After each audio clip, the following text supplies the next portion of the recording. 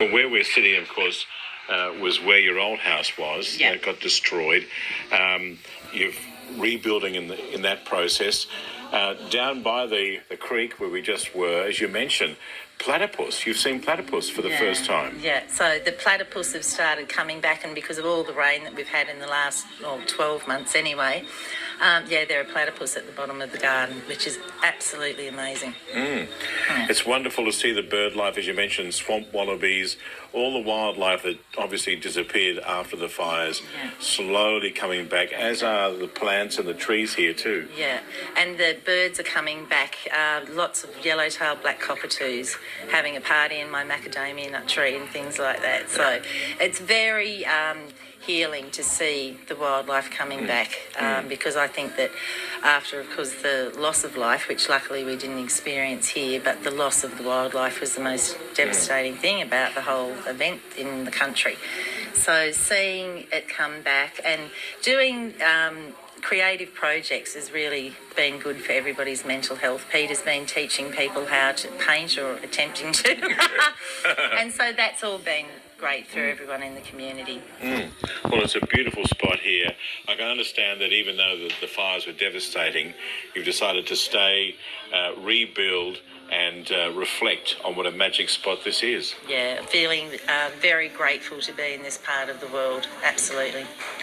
And as Kim McDonald, whose Made in Boban shed is right next to the Boban Primary School, and all sorts of wonderful arts and craft on display there. So check it out next time you're travelling through. You're listening to ABC Coughs, ABC Mid-North Coast Breakfast. And today, Wednesday, it's sunny, it's warm, and the pickers are out at the community vineyard at Douglas Vale. The volunteers are already picking healthy bunches of grapes off the vines, and so too at Bago Vineyards. It's perfect weather for grape harvest. So we'll hear more about how the harvest has been progressing with our reporter Keely Johnson, who's heading there. We'll have that report for you tomorrow. Time for local news now. It's 7:30.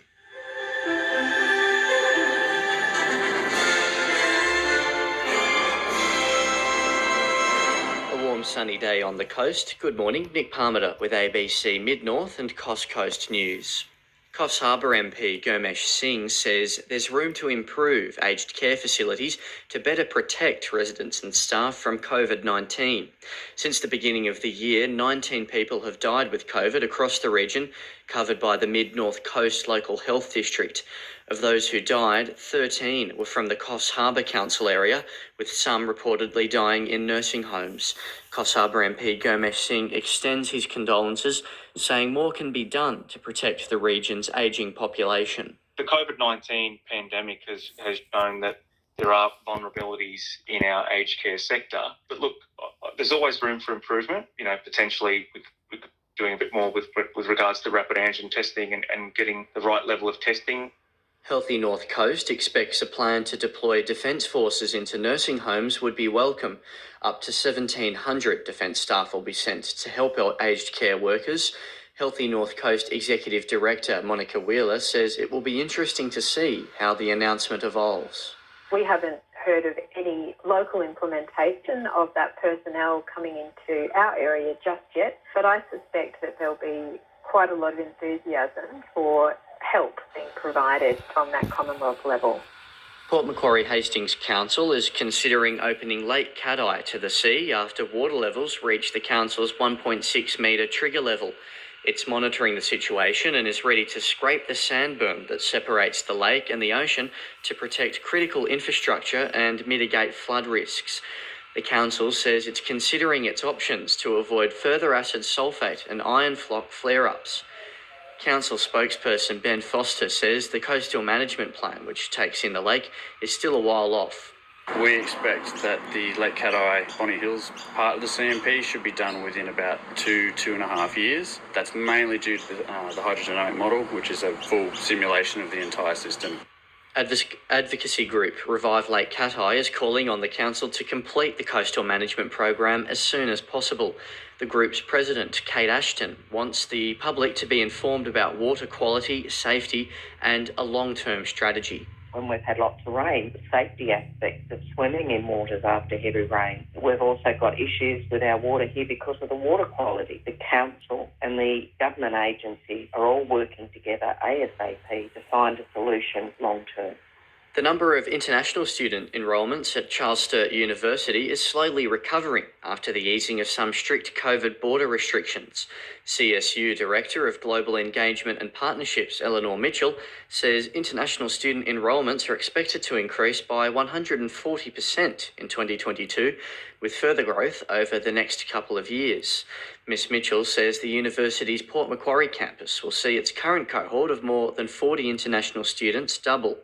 In semester one this year, we're looking at having another 50 international students commencing. So we will be having, around 90 international students in semester one at Port Macquarie campus. An elderly couple has been rescued after becoming trapped in their vehicle in floodwaters at Barrington near Gloucester. The couple's ute became stuck after they tried to navigate flooded rocky crossing on the Barrington River on Monday. Dramatic video footage has been released showing their rescue by New South Wales State Emergency Service specialists who reached them using a rural fire service tanker. New South Wales SES Acting Assistant Commissioner Greg Swindle says it's a timely reminder about the dangers of driving through floodwaters. We say it time and time again, we ask people not to ride, drive or walk through floodwaters. Regardless of the size of your vehicle or how well you might think you know the road, if you come across a road that is flooded, turn around and find another way. It only takes a small amount of water, to 15 centimetres, for a vehicle to be washed away. In news elsewhere, the federal government will need Labor or crossbench support to pass its religious discrimination bill, with at least one coalition MP not supporting it. And Australians, including Nicole Kidman, have been nominated for Oscars at this year's Academy Awards. To the weather, a warm sunny day on the coast, Coffs Harbour and Port Macquarie both reaching a top of 28 degrees, Kempsey and Taree a top temperature of 30 and 29 degrees for Foster Tuncurry. To hear today's local news, search online for ABC Local and look for your local station. Send it through of your outlook out the window this morning. We are heading up to the news. It is 7:30. ABC Radio, it's yours. Yours for a trusted source of information. Yours for reliable local news and weather. Yours, rain, hail or shine. ABC Radio.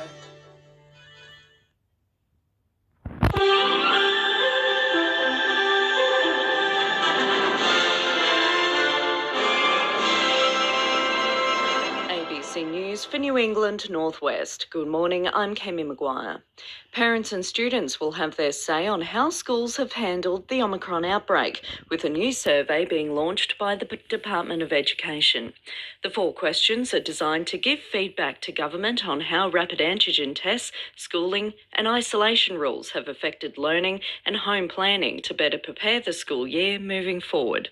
In the 2 weeks that classrooms have been open across the region, more than 25 schools in the New England Northwest experienced a COVID outbreak within the first 5 days.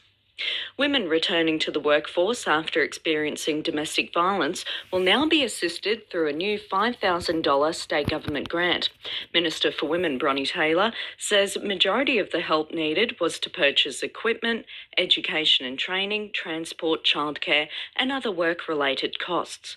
She says crisis accommodation across the state has also seen a 7% increase in women and children escaping domestic violence since the beginning of the pandemic. Because, a lot of women were in hospitality, childcare, all of those industries that were really hard hit. When you hear about a woman who had been in a domestic violence situation that really needed a laptop, she needed something to wear to an interview, and that now she has a full-time job, I just think speaks volumes. Experts say recognition of women in leadership roles inside the farming sector is startlingly lacking. New England researchers are currently hosting the Australasian Agriculture and Research Forum, with a new section of the conference focusing solely on integrating gender. The online forum will continue until the end of the week, and the University of New England's Derek Baker says the new topic has been a long time coming. It's probably more a question of why we haven't had more emphasis on women in the past. And I think it's a case of encouraging those women and making them much more a robust kind of foundation for our society, as opposed to perhaps something that's been poorly recognised in the past. The Tenterfield Showgrounds has had a long-awaited makeover thanks to the Glen Innes Community Corrections Rehabilitation Program. 9 criminal offenders, supervised by a field officer, helped to renovate a popular kiosk as part of their court work orders. The program was deemed a success and has led to ongoing plans for the not-for-profit to maintain the grounds and buildings. Community service organiser Stephen King says community service work is receiving increasing support from the courts. They may have been long-term unemployed, for example. By way of this sort of work, they're exposed to various types of work, which then gives them confidence in working as a team, confidence in working under supervision. Nurses are set to stage their first statewide strike in almost 10 years. The Nurses and Midwives Association says the walkout next week is over pay, conditions and staffing ratios. General Secretary of the union, Brett Holmes, says enough nurses will stay behind to preserve life, but others will strike for between 4 and 24 hours. Well, the majority of our branches across New South Wales in the public health system have voted to take some form of industrial action on Tuesday, the 15th of February. Sorghum harvest is underway in some parts of the northwest. While many crops were badly impacted by recent flooding, growers say sorghum has enjoyed the extra moisture. Bellator grain grower Andrew McClenaghan says conditions have been just right ahead of his harvest. Sorghum loves moisture in the growing season, which we certainly had plenty of that. 300 plus millimetres, I suppose. A couple of the lower spots in this paddock had some waterlogging, but yeah, not anything that caused any concern and enough moisture to finish it off. Also making news, police are warning the public to be wary of scam messages from what appears to be the Australian Taxation Office. Multiple reports have been received of SMS and emails telling customers they've been involved with cryptocurrency tax evasion and should connect their wallet through a fake MyGov website. A spokesperson from the New South Wales Police says any suspicious texts should be reported. Looking at the weather for New England northwest, mostly sunny with a chance of fog on and east of the ranges early this morning. Winds picking up to 25 kilometres per hour, easing towards this afternoon. Tamworth heading for a top of 31 degrees, 34 in Moree, 33 in Narrabri, Inverell heading for a top of 29, 25 in Glen Innes and Armidale 26. ABC News. It's good news. If you see something though, let us know. 1300 33 12 33, and the text line is still down, but we're getting a few photos and text messages through, so it's very intermittent at the moment. It's been broken all week and could be broken for the rest of the week. Be listening in the next couple of minutes. You'll hear from the ABC's National Education and Parenting reporter with a special report on childcare in Australia and how it's travelling through COVID-19, the pandemic, dealing with staffing issues and everything that comes with that. And you'll hear more too on a memorandum of understanding between Landcom, state government developer, and a Lake Macquarie Aboriginal Land Council. So more on that in the next little bit. It's a cool start to the day, but it's going to warm up. 30 for Newcastle, 33 for Singleton. A sunny day. No showers about today. Enjoy your morning. Swansea Channel Sounds to mates in Morpeth. Your part of the world, your local broadcaster. You're on ABC Newcastle Breakfast. Right here on ABC Newcastle Morning. I'll be with you through until the midday. Stuff that you might have missed while you've been out and about. ABC Newcastle, your local.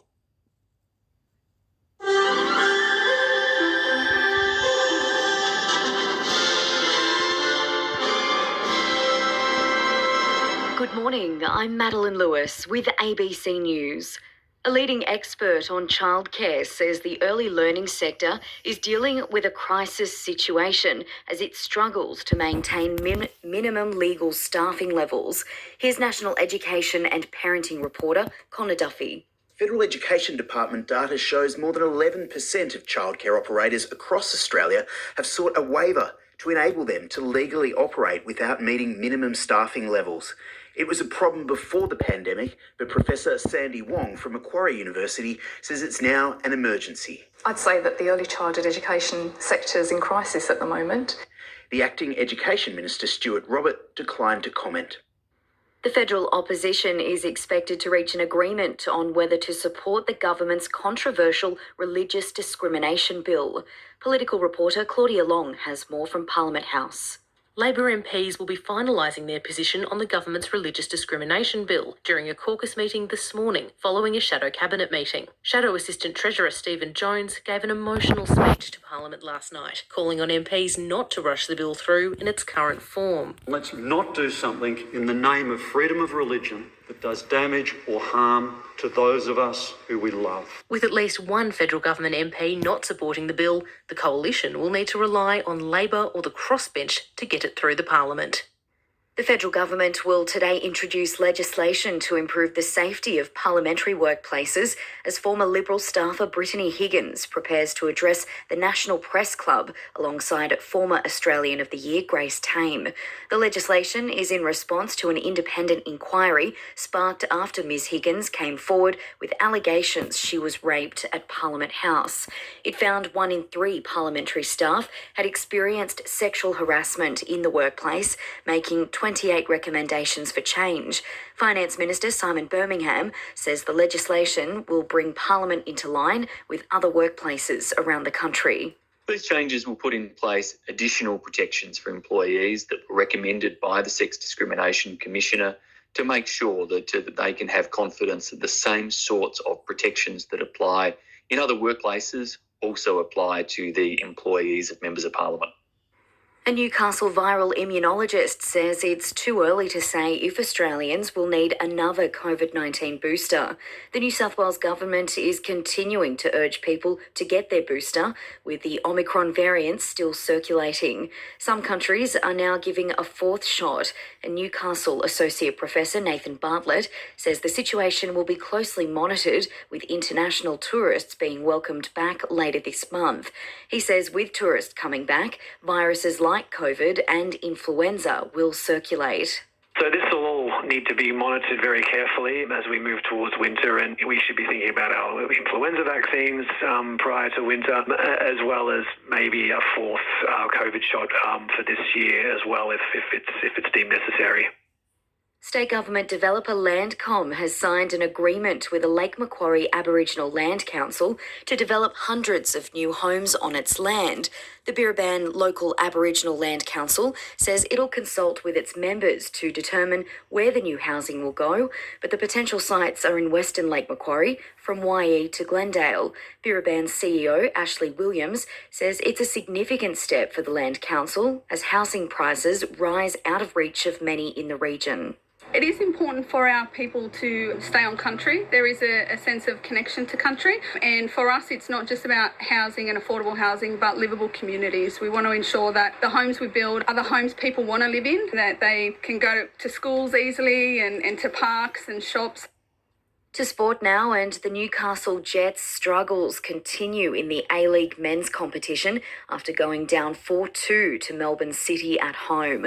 City led 1-0 at half-time before the floodgates opened in the second half. Jamie McLaren finished with a double. The loss means Newcastle now sits in 10th position, 6 points out of the top 6.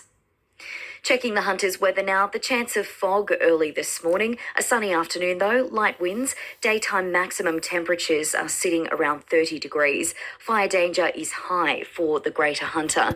Newcastle can expect a top of 30 degrees today. Maitland 31, Singleton 33. Right now it's 18 degrees in Newcastle. ABC News.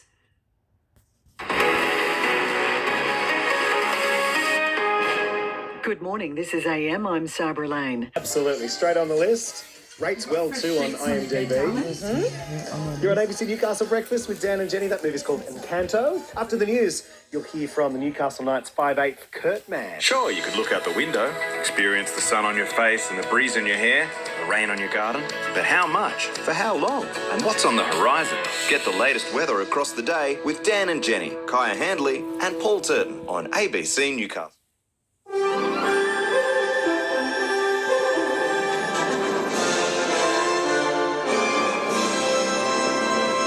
Good morning, I'm Madeline Lewis with ABC News. Federal Labor's Shadow Assistant Treasurer Stephen Jones is calling on parliamentarians not to rush through the government's religious discrimination bill, paying tribute to his nephew who recently took his own life. Most government MPs will be supporting the bill after a lengthy debate in yesterday's party room meeting, though many raised concerns about the detrimental impact it could have on LGBT people. Speaking about his nephew Wally, Mr Jones says Parliament needs to send a message of support to gay and gender non-confirming young people. It's about all of our kids. It's about the families of those kids. Every child who's had the courage to swim against the tide just to be who they are. And let's not do something in the name of freedom of religion that does damage or harm to those of us who we love. A former Liberal Party staffer has labelled the Prime Minister's apology to victims of bullying and sexual assault in Parliament as an empty gesture. Federal political leaders, including Scott Morrison, delivered speeches in both houses saying sorry for the harm caused to employees and committed to cleaning up the culture in the workplace. Danya Mani, a former staffer of South Coast MP Shelley Hancock, launched a campaign to end sexual violence against women in Parliament after she was allegedly assaulted by another staffer in 2015. She says despite her work advocating on behalf of survivors, she was not invited to witness yesterday's statement of acknowledgement and felt the Prime Minister's words were hollow. This felt like an empty gesture purely for Scott Morrison's sense of self-interest. He does not want to help us and has expressed no genuine desire to actually sit down with survivors and ask what we want to change and need to change to feel safe working in politics. Nurses at the New Maitland Hospital have voted in favour of joining statewide strike action next week. Voting closed last night with 98% of participants saying they supported 24-hour strike action planned for February 15. The New South Wales Nurses and Midwives Association says nurses are crying out for support as workloads increase due to COVID shortages. In a statement, Hunter New England Health said it acknowledges the new hospital at Medford has been under significant pressure, but said it does have the capacity to care for all patients and surge its workforce where required. Dozens of nursing homes across the Hunter region are battling COVID outbreaks, with more than 330 residents and staff infected. Liz Farquhar reports. The latest Commonwealth data for the start of February shows at least 29 aged care facilities across the Hunter are affected by COVID outbreaks. 338 staff and residents have the virus, and 2 residents have died at Anglican care nursing homes at Mount Hutton and at Toronto. Facilities right across the Hunter are being impacted, with the largest outbreaks at Anglican care Cedar Wharf Lodge at Bulahdelah, where 20 residents and 13 staff are affected. There are 21 cases at the Widden Redhead nursing home, 37 at RFBI Ben Home at Maitland, and 33 cases at Maroba in Waratah. Nicole Kidman will lead Australia's hopes at this year's Academy Awards. Here's North America correspondent Jade McMillan. For the 4th time in her career, Nicole Kidman has been nominated for the Best Actress Oscar, this time for her role in the film Being the Ricardos. Australian Cody Smith-McPhee has been nominated for Best Supporting Actor for his work on The Power of the Dog, a Western film that received 12 nominations, including in the category of Best Director for New Zealand's Jane Campion. The Oscars will be held next month. Australian officials remain hopeful alpine skier Katie Parker can compete today despite testing positive for COVID on her arrival in Beijing yesterday. The 23-year-old has already missed the giant slalom event and has undergone an additional test, for which results are expected this morning. Parker contracted the virus in January but produced negative results before departing for China. And Melbourne Victory has claimed its 3rd win in a row in soccer's A-League women's competition after beating the Newcastle Jets at home 1-0. Checking the Hunters' weather, the chance of fog early this morning, followed by a sunny afternoon. Newcastle heading for a top of 30 degrees, Maitland and Scone 31, Singleton expecting a top of 33 degrees. You're listening to ABC News. Breakfast with Dan and Jenny on ABC Newcastle. ABC Newcastle.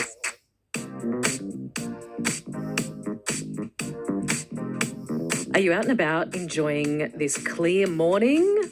We are getting a dribble of photos, which we are loving on our broken text line. Yes, some photos are getting through. So the texts are getting through if you attach a photo. It worked a few days ago. It wasn't working yesterday. It seems to be working this morning. Pete's at Marmong Point sending through a photo of rowers on a very glassy, very still Lake Macquarie. And he says this morning at Awaba Bay is beautiful. High school. Sport.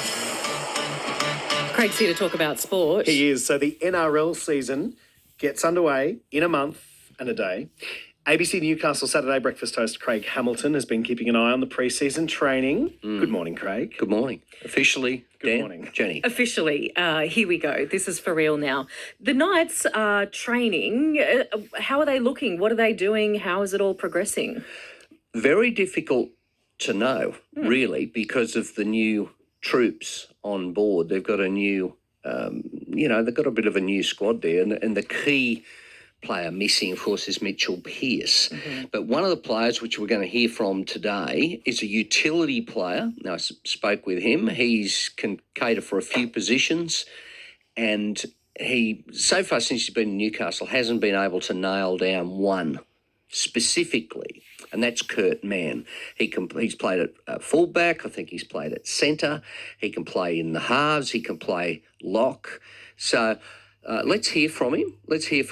Without giving too much away from the chat. And, of course, the other thing that's significant, which I think we talked about the back end of last year, is the signing of Andrew Johns as a halves coach to the club. And there's no better qualified person than Andrew Johns. So I think that's going to be significant. So here's a little of what Kurt Mann has had to say. Same old pre-season sort of thing, a lot of running, a lot of wrestling, and but it's just good to be back in a routine and back around the boys. With a few changes positionally, player-wise, what do you see your role as, and what would you like your role to be? There's a few possibilities, I can sort of fit in anywhere. That's probably a good thing for me. It's a big strength of mine. So, it could be anywhere at this moment, but I'll probably find out a bit later on during the pre-season. Yeah. So there's a few potentials there, isn't there? Because you played centre. You could play in the halves. You could play at 13 with Connor Watson heading off to the Roosters. So, have you thought any more about that? I have a little bit, I've played a fair bit of 13 before, and I've played a bit of centre as well, and I've played a bit in the halves. So it'll more than likely it'll probably be one of those three positions. So I'm just waiting to sort of see what happens at the moment. You don't really sort of dive into that stuff too much, just because you're doing a lot of running and a lot of conditioning towards the back end of pre-season. We'll probably find out a bit more about positions. You've done a few pre-seasons. Is it always tough, or when you come back, is it important to stay in some sort of physical condition so it doesn't blow you out of the water when you do get back? Oh yeah, mate. They don't get any easier. They only just keep getting harder. So I stayed in decent nick. I've come back in pretty good nick. So try to look after myself in the off season, and definitely you hit the ground running if you look after yourself. And if you don't do anything, you don't want to be behind the eight ball. It's pretty much hell if you do that. What's it like having Andrew Johns around? Yeah, it's a massive boost. He's already made a big impact on not just the halves, but the whole playing group. I think obviously he's an immortal. He's one of the greatest players to ever play the game. So he's definitely going to provide a lot for us this year. On a personal level, have you picked up something from Joey that you've gone, wow, I didn't ever think about that before? I've picked up a few little pointers just on passing and that sort of stuff, and just watching the way he goes about it. He joins in the drills and demonstrates them, and he could probably still play the game today if his body could hold up to it. He's still very skillful, and I don't think he's ever lost it. So just watching him and a few things with passing and that sort of stuff, I think it's going to make a huge difference to all the halves and any person in that position. Fronted by Angie Hart, that's Frente and Ordinary Angels. We plan to bring you that story about a new initiative for veterans on tomorrow's show, but right now it's news time.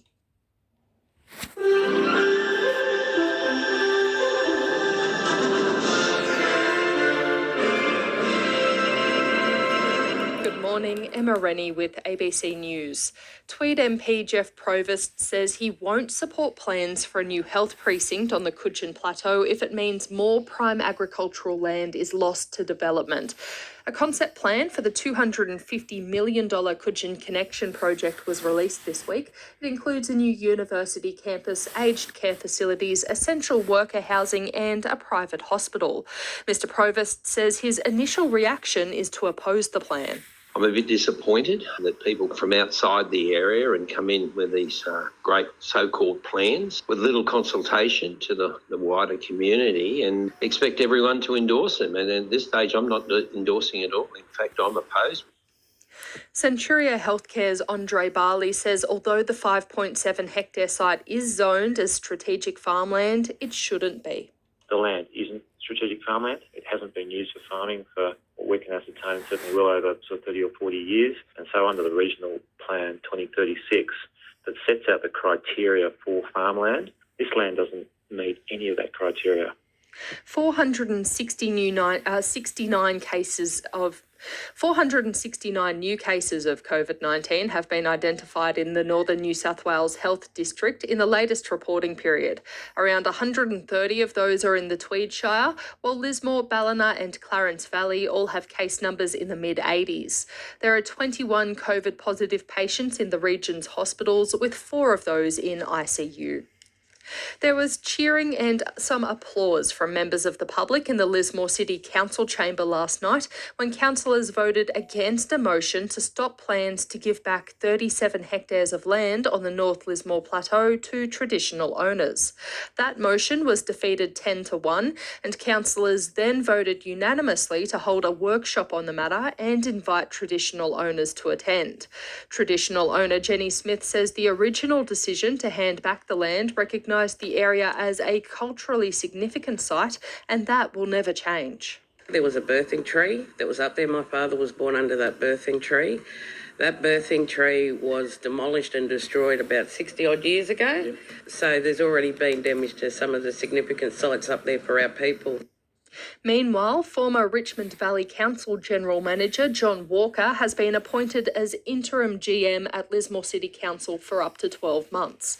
A rescission motion to overturn the sacking of the council's previous general manager has been defeated. Michael Donnelly's contract has been terminated under a no-fault clause effective immediately. In a statement, Mayor Steve Krieg thanked Mr Donnelly for his work improving staff morale and highlighted Mr Walker's record of improving the financial position of previous councils he's worked at.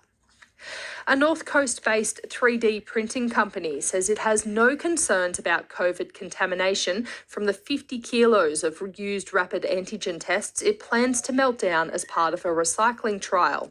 Studio Kite is partnering with conservation group Mullum Cares to recycle the rats, which health authorities class as medical waste. Stephen Rosewell from Studio Kite says it's not good enough to simply consign the tests to landfill. I'd like to help out with some sort of message just to show, well, look, you can use this for something. And then it would be up to industry to just say, okay, well, let's get this stuff. And they even have filter systems so you can chip it up, feed it through these big extruders, and then they filter out like things like paper pulp. The New South Wales Environment Protection Authority says COVID-19 contaminated waste is considered to pose a low risk to the community and environment. But both the EPA and New South Wales Health say test kit materials are not recyclable and should be sealed in a plastic bag and disposed of in the household rubbish. The Kyogle Mayor says the community is broadly supportive of a council plan to hike rates above the pegged limit. The independent regulator previously gave Kyogle an unexpectedly low rate peg of 0.7% for the next financial year, but the council will now apply to have it increased to 2.5%. Kylie Thomas says the cost to ratepayers will be small, but enough to prevent the loss of any services. We crunched the numbers and the 2.5% variation that we're seeking adds up to about 50 cents extra a week per ratepayer. So it's a small change. A sunny day ahead with top temperatures around 30 and light winds. To listen to today's local news, again, search online for ABC North Coast. Clock News to take a look at that and more on ABC Upper Hunter. ABC Radio, it's yours. Yours for sharing your news. Yours for airing your local perspective. Yours in good times and bad. ABC Upper Hunter.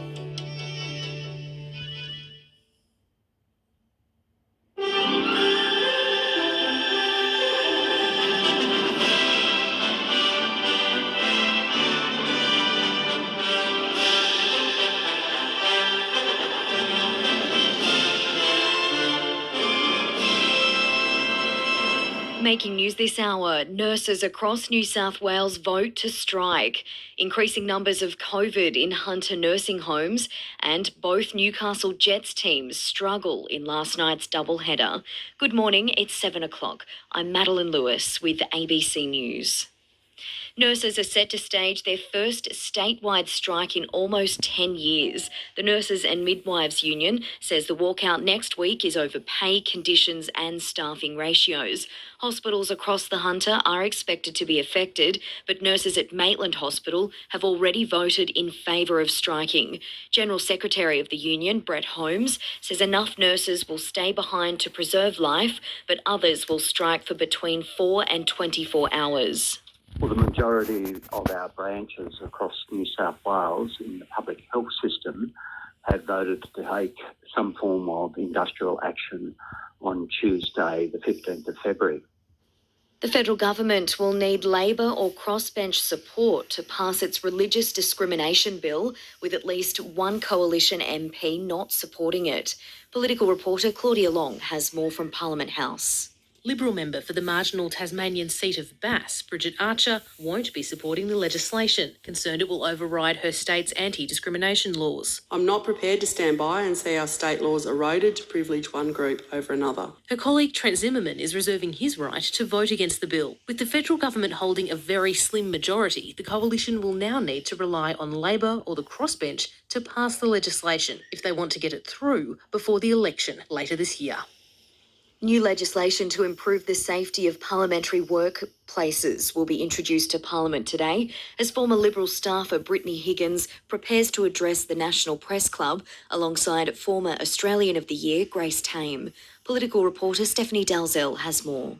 The highly anticipated event comes as the federal government prepares to introduce legislation today aimed at implementing some of the recommendations from the Sex Discrimination Commissioner Kate Jenkins' landmark inquiry into parliamentary workplaces.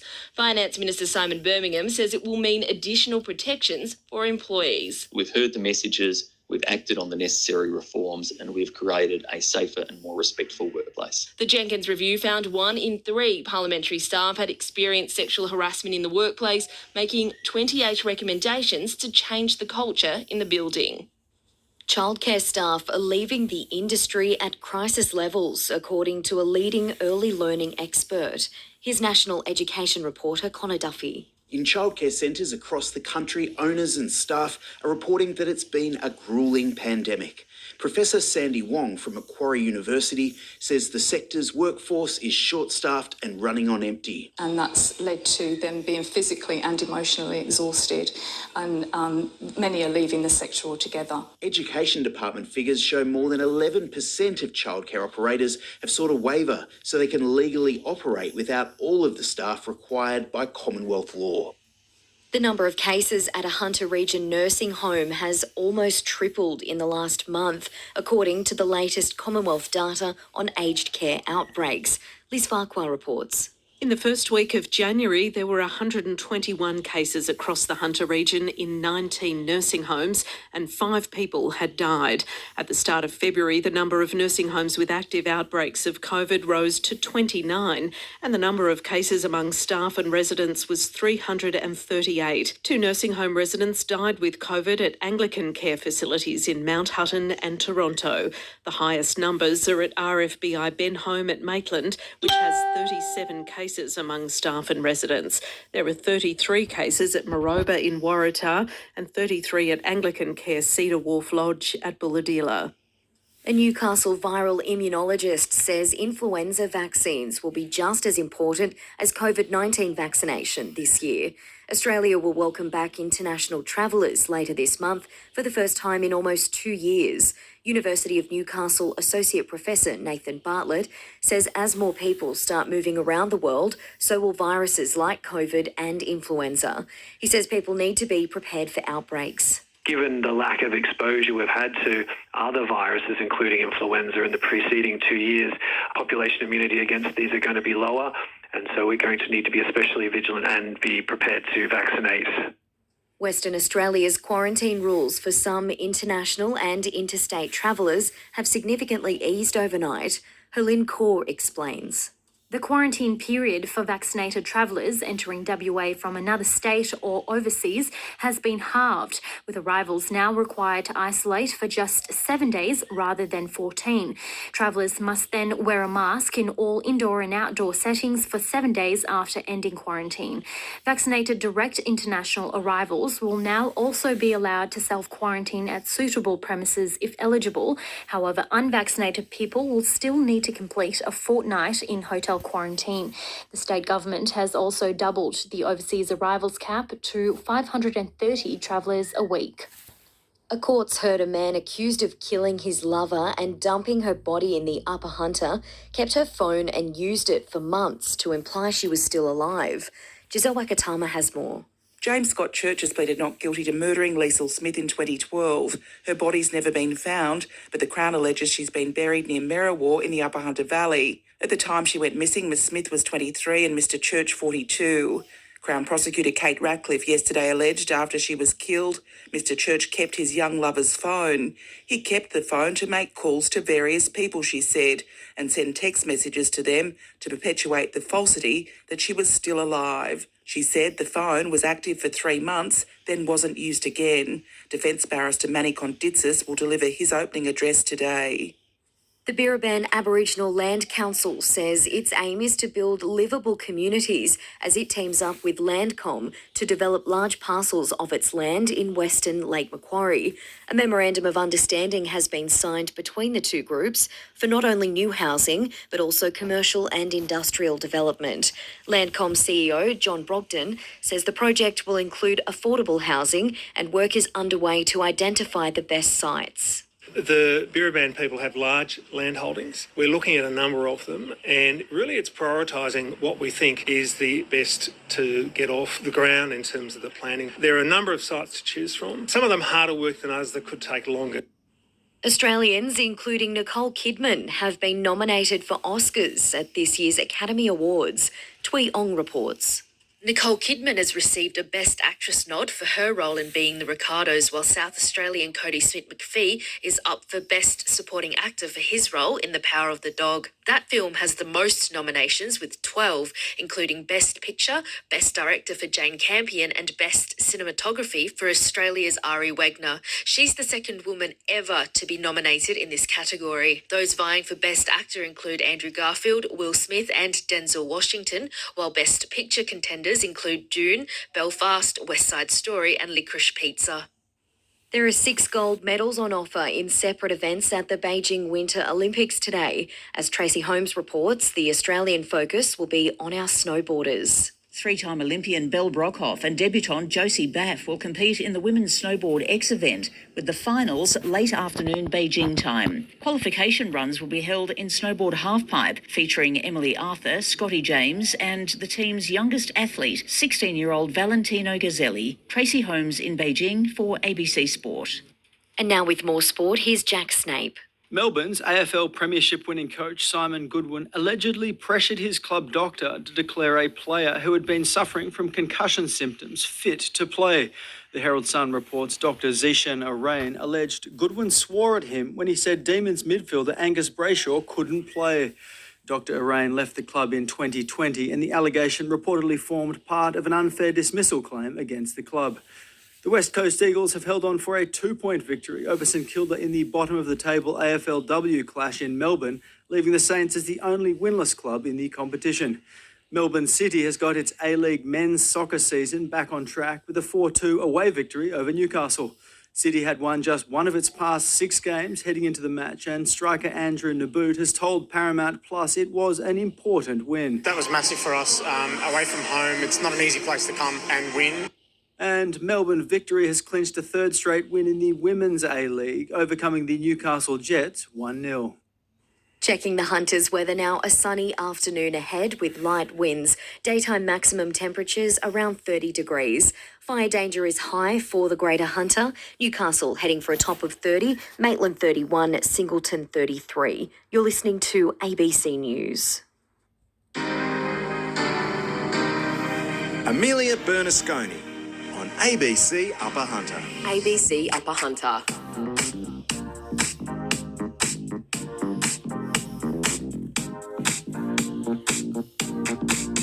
Great to be with you this Wednesday morning, and plenty to share on ABC Upper Hunter between now and 8 o'clock.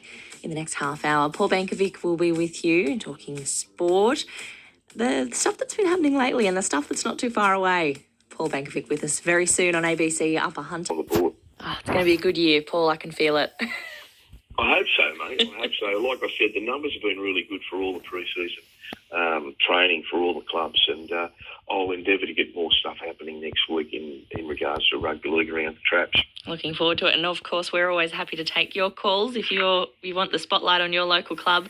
Our number 6542 2800. Paul, it's been a pleasure to start our Wednesday with you. Always, Amelia. Have a great week, mate. Thank you, mate. You too. Paul Bankovic there with us, taking a look at local sport. ABC Radio, it's yours. Yours for live grandstand sport. Yours for the latest on your local team. Yours, win, lose or draw. ABC Upper Hunter.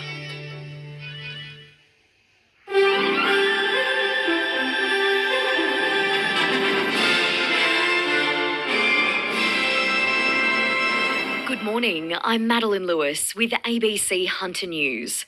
Nurses at the Hunter Valley's newest hospital have voted overwhelmingly to strike next week, but says patients will not be left without care. Maitland Hospital opened last month, but nurses say wards are already over capacity and there's been constant pressure on the emergency department as staff struggle with COVID shortages. Local branch secretary Kathy Chapman says 98% of nurses at Maitland Hospital have voted to take part in the strike next Tuesday, but not everyone will walk out. You know, we're not going to leave patients, without care. There's always a limited amount of staff, and there'll be arrangements put in place by, management. In a statement, Hunter New England Health said it acknowledges the new hospital at Medford has been under significant pressure, but said it does have the capacity to care for all patients and surge its workforce where required. Dozens of nursing homes across the Hunter region are battling COVID outbreaks, with more than 330 residents and staff infected. Liz Farquhar reports. The latest Commonwealth data for the start of February shows at least 29 aged care facilities across the Hunter are affected by COVID outbreaks. 338 staff and residents have the virus, and 2 residents have died at Anglican care nursing homes at Mount Hutton and at Toronto. Facilities right across the Hunter are being impacted, with the largest outbreaks at Anglican Care's Cedar Wharf Lodge at Bulahdelah, where 20 residents and 13 staff are affected. There are 21 cases at the Widden Redhead Nursing Home, 37 at RFBI Ben Home at Maitland, and 33 cases at Maroba in Waratah. The Hunter New England Health District has recorded a sharp rise in COVID-19 cases. 1,304 people tested positive in the latest reporting period, the highest of any region in New South Wales, and up from 855 the day before. 2 elderly men have died, one from Newcastle, the other from Cessnock. There are 50 people in hospital with COVID. 2 of them are in intensive care. The chair of the Hunter GPs Association is encouraging anyone on an outpatient wait list to see a doctor if their condition deteriorates. Dr Fiona Van Leeuwen is concerned about the already extensive wait lists for specialist appointments and surgeries. Hunter New England Health has acknowledged wait times can be drawn out due to the pandemic. Dr Van Leeuwen says anyone whose condition changes while they're waiting must check in with their GP. Sometimes you may be able to be escalated on the waiting list because you have become more urgent. The other thing is if you're on a long waiting list, don't forget that there's a whole bunch of stuff you can do to improve your health in advance of the specialist appointment. State government developer Landcom has signed an agreement with the Lake Macquarie Aboriginal Land Council to develop hundreds of new homes on its land. The Biraban Local Aboriginal Land Council says it'll consult with its members to determine where the new housing will go, but the potential sites are in Western Lake Macquarie from Wyee to Glendale. Biraban CEO Ashley Williams says it's a significant step for the Land Council as housing prices rise out of reach of many in the region. It is important for our people to stay on country. There is a sense of connection to country. And for us, it's not just about housing and affordable housing, but livable communities. We want to ensure that the homes we build are the homes people want to live in, that they can go to schools easily and to parks and shops. The New South Wales government is aiming to help 750 women who have experienced homelessness and domestic violence back into the workforce. $5,000 is now available to eligible women to help purchase equipment, education and training, transport, childcare and other work-related costs. Minister for Women, Bronnie Taylor, says women have been disproportionately affected by the pandemic. I knew that, different women needed different things to allow them to either pivot their profession or to pivot to get back into the workforce. And that's exactly how we set up these grants. But what's really important is that each person has a story. In the A-League, the Newcastle Jets men's team continues to struggle after going down 4-2 to Melbourne City in last night's doubleheader at Hunter Stadium. The loss means Newcastle now sits in 10th position, 6 points out of the top 6. In the earlier women's match, Melbourne Victory claimed its third win in a row after beating the Jets 1-0. A sunny afternoon ahead for the Hunter. Newcastle heading for a top of 30 degrees, Maitland 31.